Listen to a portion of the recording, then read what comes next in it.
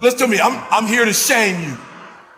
And I'm here to shame you, not because I want to hurt your feelings, but I'm hoping to pull something out of you that's already in you, but you just hadn't pulled it out yet. Get up and do what you're supposed to do. That's it. And that's discipline. That's not motivation. If you only did what you were supposed to do when you were motivated to do it, that's leaving it to chance. If you had the opportunity to play this game of life, you need to appreciate every moment. A lot of people don't appreciate their moment until it's past. Seize the day. The opportunities are there, but you got to reach out and pick them up.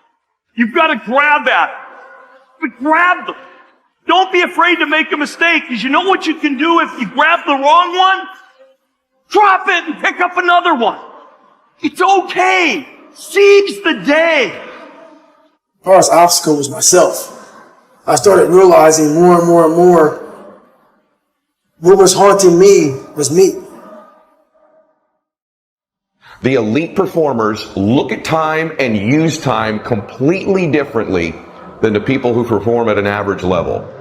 You don't want to slow down, and you want to move with speed and certainty. That means people need to know what they're doing. First thing I want to tell you about people who win, who max out, they are in a much bigger hurry than the people who are average. And I'm not kidding you when I say this. They're in a bigger hurry to get to their destination.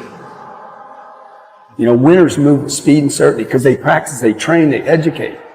Their pace is faster, they walk faster, they talk faster, and their expectation when they're going to arrive at their destination is sooner. There's something to be said about how close you think you are to a goal and how fast you will run to get to the finish line.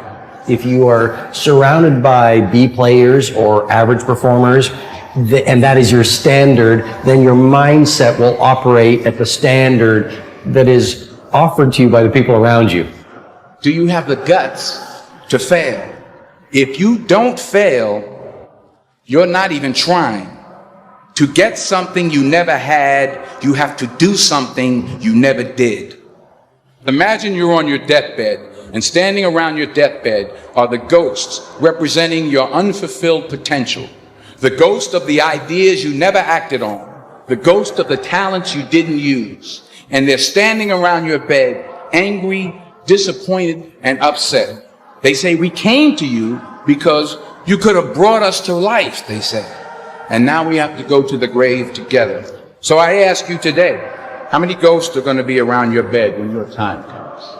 If you take an oak tree seed and you put it in a 2-foot pot, that seed will never become the oak tree that oak trees are capable of becoming, because it's going to get stifled by the 2-foot pot. Now check this out. Ain't nothing wrong with the seed.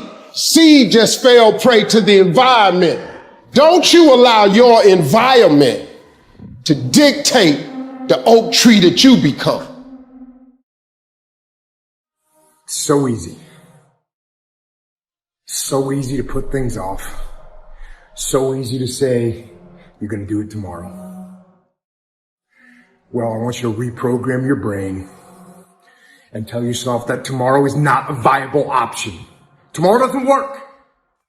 You do it today. You get it done today. That's what you do.